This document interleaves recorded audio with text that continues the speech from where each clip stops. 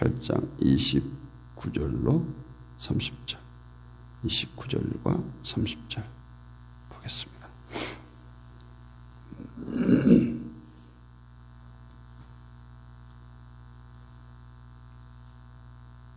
같이 읽습니다. 하나님이 미리 아신 자들을 또한 그 아들의 형상을 본받게 하기 위하여 미리 정하셨으니 이는 그로 많은 형제 중에서 맏아들이 되게 하려 하심이니라. 또 미리 정하신 그들을 또한 부르시고 부르신 그들을 또한 의롭다 하시고 의롭다 하신 그들을 또한 영화롭게 하셨느니라. 아멘. 부르심의 이유에 대한 말씀입니다.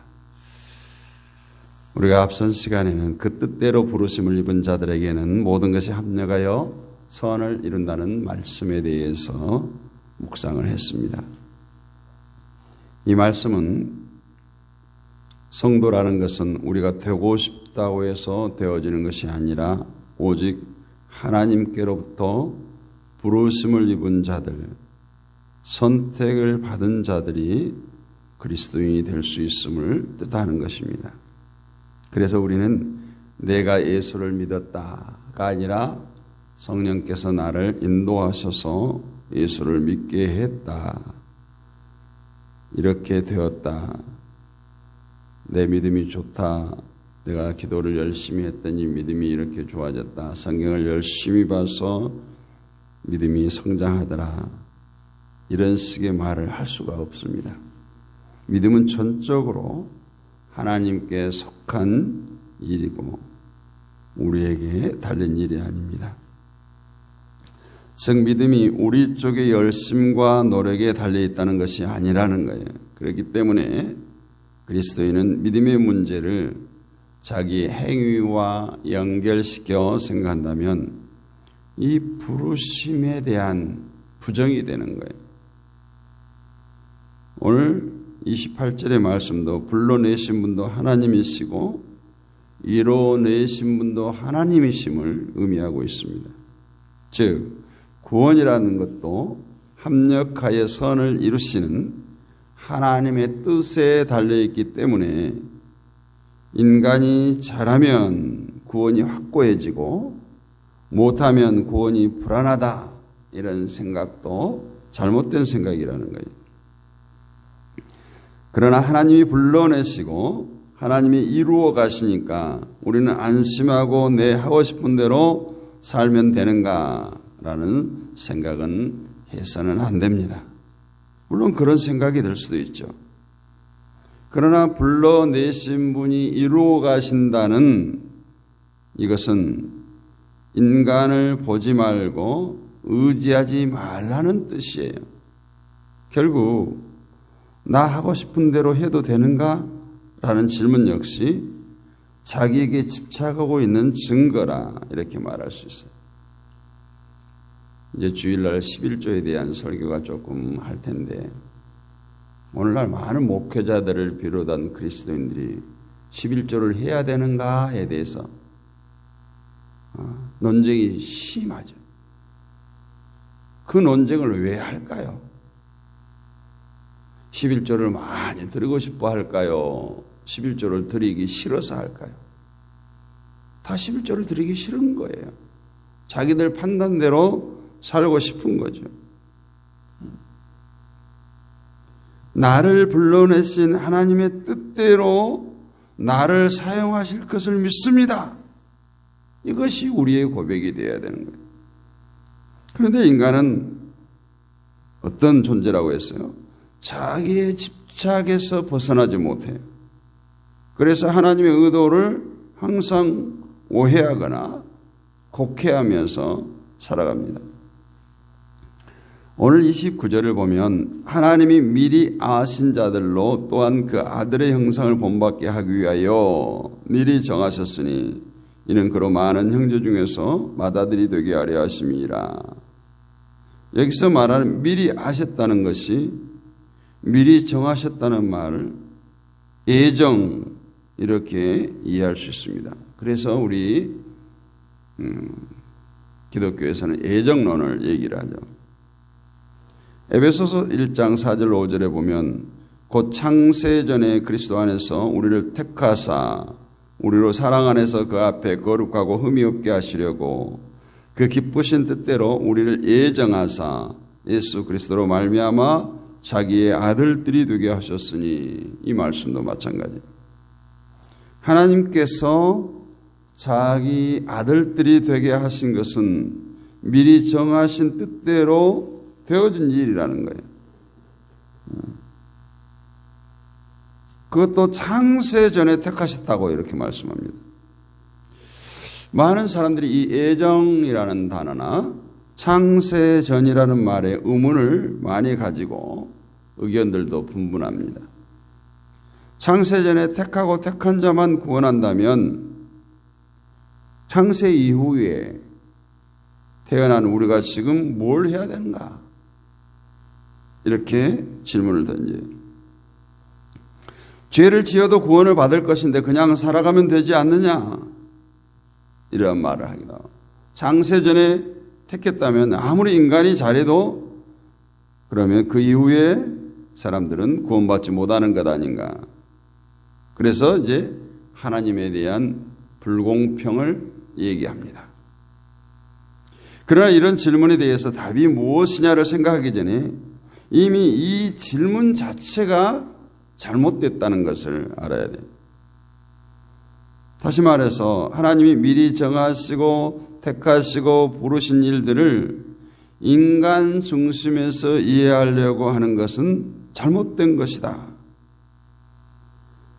예정을 생각하려면 미리 정하시고 부르신 하나님의 의도, 하나님의 뜻을 먼저 생각해야 되는 거예요. 그런데 하나님의 의도는 무시해버리고 인간은 항상 자기 구원을 중심으로 이 예정을 생각합니다. 그렇기 때문에 질문 자체가 이미 잘못된 것이고 그러한 질문에 대해서 답을 내릴 필요조차 없는 거예요. 필요하다면 그 잘못된 질문을 지적하고 그 잘못된 질문을 바로 잡아주는 것입니다. 그렇다면 미리 정하시고 부르신 하나님의 의도와 우리 인간들이 생각하는 의도, 질문을 던지는 의도의 차이가 무엇일까? 그것은 말씀을 통해서 잘 알 수가 있습니다. 인간은 미리 정하셨다는 예정을 인간 구원에 초점이 맞추고 있지만 성경은 어찌 보면 인간 구원에 관심이 없어요. 오직 하나님의 계획, 하나님의 뜻에 성경은 맞춰져 있다, 이 말이에요. 29절을 보면 그 아들의 형상을 본받게 하기 위하여 라는 말씀이 나옵니다. 즉 미리 아시고 부르신 것은 부르심을 입은 자들로 하여금 아들의 형상을 본받게 하기 위해서라는 거예요. 이렇게 말씀드리면 아들의 형상을 본받게 하는 것이 곧 구원시키겠다는 것 아닙니까? 라고 반문할 수가 있겠죠.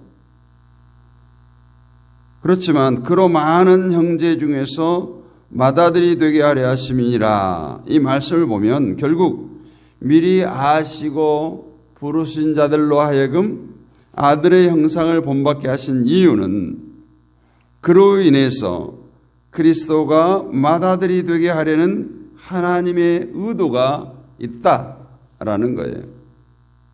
즉 아들 가운데 맏아들이 되게 하셔서 아들을 영광스럽게 하기 위한 것인데, 아들의 영광을 받는 것이 하나님에게 영화가 되기 때문이다라는 거예요. 따라서 30절에서 말씀하고 있는 또 미리 정하신 그들을 또한 부르시고 부르신 그들을 또한 의롭다 하시고 의롭다 하신 그들을 또한 영화롭게 하셨느니라. 이 오늘 로마서의 말씀은 이제 구원의 서정, 과정, 단계 이런 표현을 신학적으로 쓰는데 이 말씀도 인간에게 관심을 두시고 인간을 위해서 부르시고 의롭다 하시고 영화롭게 하던 것이 아니라 오직 예수 그리스도를 맏아들 되게 하기 위한 것이 하나님의 의도라는 것을 알 수가 있습니다. 그래서 하나님은 오직 예수 그리스도께만 관심을 두시고 예수 그리스도를 위해서 일하신다는 결론을 내릴 수밖에 없어요.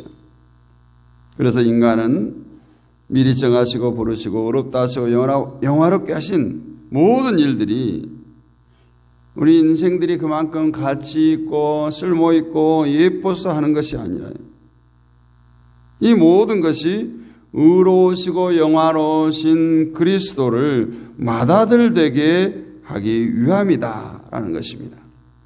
다시 에베소서 1장 6절로 돌아가면 이는 그의 사랑하시는 자 안에서 우리에게 거저 주시는 바 그 은혜의 영광을 찬미하게 하려 하는 것이라.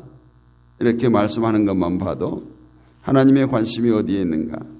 우리에게 복을 거저 주시는 이유도 우리의 어떤 가치 향상이나 우리의 편안한 삶이나 우리의 기쁨, 행복을 위해서 하는 것이 아니라 그리스도의 은혜의 영광을 찬미하게 하려는 것이라고 에베소서는 분명히 말씀하고 있어요. 이렇게 하나님의 모든 관심이, 모든 초점이 예수 그리스도께 향해 있다면 우리의 관심 역시 그리스도께만 향해 있는 것이 당연합니다. 하나님께서 은혜를 거저 주셨다면 또 그것을 안다면, 믿는다면 공짜라고 해서 좋아하고 또 다른 공짜를 기대하는 것이 아니라 나 같은 죄인에게 왜 이러한 은혜를 공짜로 주셨는지 생각하면서 내가 잘해서가 아니라 예수 그리스도의 보혈의 공로로 인해서 주어진 그 은혜와 복에 대해서 감사하고 찬양하는 삶, 그것이 곧 택함을 입은 하나님의 백성들에게 요구하는 하나님의 의도인 것입니다. 그런데 사람들은 자기를 향한 관심에서 벗어나지 못해요. 나의 잘함과 못함에 의해서 복과 저주가 결정되어지는 듯한 착각에서 벗어나지 못합니다. 이것이 바로 예수 그리스도를 영화롭게 하지 못하는 거예요. 그리스도의 피 안에서 풍성한 은혜를 받았음에도 불구하고 여전히 자신의 행동에 얽매여 산다는 것은 결코 그리스도의 피를 아는 자나 그리스도의 피에 대한 하나님의 의도를 모른다라고 말할 수 있습니다. 교회는 오직 그리스도의 피를 전하기 위해서 모이는 에클레시아, 그리스도에게만 관심을 두고 모이는 것이 교회라는 것을 언제나 우리가 잊으면 안 됩니다. 그래서 교회에서 인간의 행위를 드러내는 그런 일들은 있어서는 안 되고 인간의 공로를 드러내서도 안 됩니다. 참 저는 교회에서 흔히 주는 공로패, 이거에 대한 불만이 많아요. 뭐 내가 못 받아서가 아니라 어떤 큰 일을 치르고 나면 공로패를 주고 또 어떤 직임을 내려놓을 때 공로패를 주고 또 목회자들이 은퇴할 때 뭐 공로패를 주고 정말 그 공로가 정말 하나님을 위해서 했나? 하나님을 위해 했나? 오직 주님이 하셨다는 고백만이, 참여만이 가득 차야 하는 것이 교회인데 교회에서조차 뭐 공로패, 감사패 이것들을 남발하는 거예요. 그래서 오늘 미리 정하시고 부르셨다는 이 예정은 분명 그리스도 안에서의 확실한 구원을 의미하는 것이지만 그러나 그것은 우리대로 마음대로 살라는 것을 가르치기 위해서라기보다 구원이란 그리스도 안에 있는 것만큼 오직 그리스도를 의지하고 그리스도께 모든 공로를, 감사를 돌리며 살 것을 요구하는 것임을 우리가 알아야 되는 것입니다. 이렇게 볼 때 예정은 신자의 기능적인 문제로 생각해야지 구원의 문제로 단편적으로 생각하게 되면 미리 정하시고 부르신 하나님의 의도를 착각할 위험이 있다라고 말할 수 있습니다. 그래서 구원파에서는 뭐라고 말해요? 한 번 구원받았으면 죄 짓고 살아도 된다. 그래서 사람 잡아 죽이잖아요. 자기들의 어떤 종교적 신념에 의해서 반대를 하거나 뭐라고요? 탈출이라고 하나? 이탈을 하면 잡아 죽여요. 배신자라고 죽여요. 그러면서 뭐라고요? 이 살인 행위는 정당하다라는 거예요. 오늘 우리는 하나님이 왜 우리를 미리 정하시고 부르시고 의롭다 하시고 영화롭게 하셨는지 그 의도를 바로 알아야 됩니다. 결코 나를 위해서가 아니라 예수 그리스도 마다들을 위해서예요.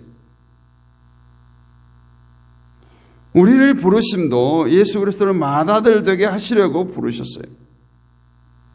그러면 그리스도를 마다들 되게 하신다는 말의 의미가 무엇일까요? 많은 형제 중에서 마다들 되게 하시는 것은 부르신 자들로 하여금 아들의 형상을 본받게 하기 위함이에요. 아버지와 아들은 닮게 되어 있습니다. 그리고 한 아버지를 둔 형제들은 분명히 서로 닮게 되어 있어요. 따라서 그리스도를 형제 중에서 맏아들 되게 하기 위해서 형제들 필히 그리스도를 닮은 자가 되게 하기 위함이다 라는 거예요. 그리스도를 닮지 않은 형제들 가운데 예수 그리스도가 맏아들이 될 수가 없죠. 이미 형제가 아니기 때문에. 그래서 성령은 우리로 하여금 아들의 형상을 본받게 하기 위해서 도우시고 간구하시고 합력하여 선을 이루는 것이, 또한 하나님의 뜻을 이루기 위해서 성령께서 일하시는 거예요. 아들의 형상이란 아들의 영광을 의미합니다. 예수님은 이미 변화산에서 아들이 받을 영광에 대해서 보여주신 바가 있어요. 그래서 그리스도인들은 그리스도의 영광 안에서 영화롭게 될 사람들이에요. 그래서 많은 형제 중에서 맏아들이 되게 하신다는 말을 하고 있어요. 맏아들이란 그냥 혈통적인 첫째, 장남을 의미하는 것이 아닙니다. 맏아들은 곧 만물이 아니라 만물.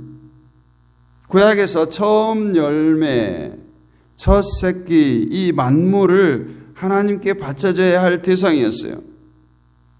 처음 것을 바침으로써 그 뒤에 나오는 모든 것이 곧 하나님의 것이다 라는 것을 고백하고 선포했던 의미입니다. 따라서 맏아들이 하나님께 드려짐으로 인해서 아들을 따라난 모든 형제들이 역시 하나님께 드려진 자가 되는 것이에요. 그렇다면 그리스도의 형상을 따라난 성도들은 자신을 하나님께 바쳐진 자로 여겨지는 것이 정상이라는 겁니다. 나는 주님의 피로써 의롭게 되었습니다라는 고백이 예수님을 맏아들 되게 하는 것입니다. 그래서 성령은 언제나 우리로 하여금 내 자신을 보는 것이 아니라 오직 그리스도를 보고 살아가도록 도우시는 거예요. 우리로 하여금 아들의 형상을 본받게 하기 위해서 아들을 맏아들 되게 하시겠다는 하나님의 이 계획이 이루어지는 것이 곧 우리의 구원인 것입니다. 따라서 결코 포기되어지지 않고 실패되어지지 않는 하나님의 그 계획 때문에 구원 역시 실패되지 않는 거예요. 그러나 다시 말하지만 자기 구원을 바라보고 살아가라는 것이 아니에요. 하나님의 계획이 이루어지는 것이 곧 우리의 구원이라는 것을 알고 더 이상 자기 구원에 근시안적인 이 자기 구원에 신경 쓰지 말고 우리를 미리 정하시고 부르시고 의롭게 하시고 영화롭게 하신 그 예수님을 알게 하고 믿게 하신 그 이유가 무엇인지를 제대로 알고 살아가자는 것입니다. 우리는 막무가내로 믿으면 되는 것이 아니에요.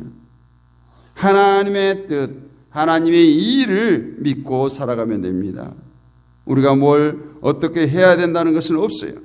다만 하나님께서 우리 성도들을 왜 부르셨는지, 왜 의롭게 하셨는지, 왜 영화롭게 하셨는지 그 이유를 분명히 알고 살아가기를 원합니다. 그럴 때 우리는 자연스럽게 예수 그리스도를 사랑하고 따르고 감사하며 드러내는 삶의 방향으로 축복의 길로 나아가게 될 줄로 믿습니다. 은혜가 풍성하신 아버지 하나님 감사합니다. 오늘 또 귀한 말씀을 나눴습니다. 우리의 지식으로 이 말씀을 받아들이지 않게 하시고 하나님의 놀라우신 뜻이, 하나님의 의도가, 하나님의 일하심이 어떻게 말씀 속에 드러나고 있는지를 깨닫게 하시고 그것을 믿게 하시고 순종하는 마음을 부어주시옵소서. 우리는 연약하고 부족하여 늘 육신의 눈에 보이는 것들을 향해 쫓아갈 수밖에 없습니다. 그러나 영의 눈이 띄어지게 하시고 더욱더 날마다 하나님의 말씀에 붙들려 사는 우리 모두가 되게 하여 주시옵소서. 아버지 하나님, 이 새벽에도 함께하는 모든 성도들 가운데 함께하여 주옵시고 정말 예수 그리스도를 받아들이게 하신 것은 우리로 인해서 예수님의 형상을 담고 예수님의 영광에 이르게 하심을 믿사오니 날마다 말씀과 밀접한 관계를 맺게 하시고 주님과 깊은 사귐이 있는 삶을 살게 하여 주옵소서. 이 나라의 민족을 불쌍히 여기시고 이 나라의 앞날을 아버지 하나님 책임져 주시고 축복하여 주시옵소서. 한국 교회들을 주여 축복하여